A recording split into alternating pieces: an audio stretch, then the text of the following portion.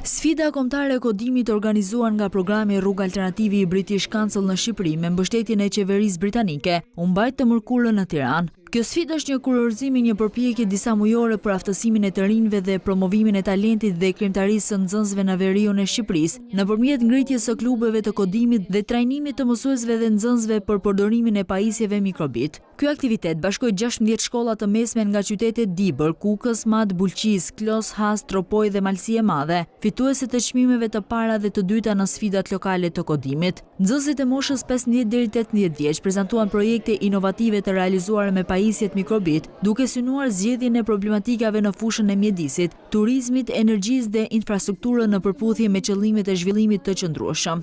Nathan Dunn, përfaqësuesi i ambasadës britanike, tha: Pjesëmarrja në sfidën kombëtare të kodimit është kulmimi i një periudhe të gjatë pune nga të rinj dhe mësuesit. Ky është një moment i rëndësishëm për të menduar mbi sfidat e komunitetit dhe se si teknologjia mund të përshpejtojë zgjidhjet inovative. Teknologjia është tashmë pjesë e pandashme e jetës sonë personale, akademike dhe profesionale.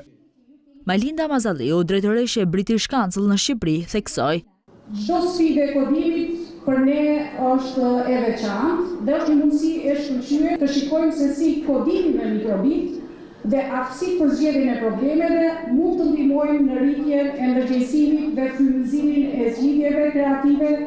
Një panel ekspertësh, duke përfshirë specialistë të kurrikulës, profesionistë të ICT dhe përfaqësues nga programi Qiving Fellows dhe bizneset ndanë dhe çmimet për shkollat. Vendin e parë fitoi shkolla Hoxh Zogu Tropoj, çmim që u dhan nga zëvendësministri e arsimit Oriana Osmani. Gjatë eventit u ndanë edhe çmimet për të rinjt inovativ të përzgjedhur nga vetë shkollat. Ky konkurs përfaqëson një kurorëzim të punës së palodhur të të rinjve, duke treguar se ata janë jo vetëm të talentuar dhe të aftë teknologjikisht, por edhe të motivuar për të ndërmarrë ndryshime pozitive për veten, familjen dhe komunitetet e tyre.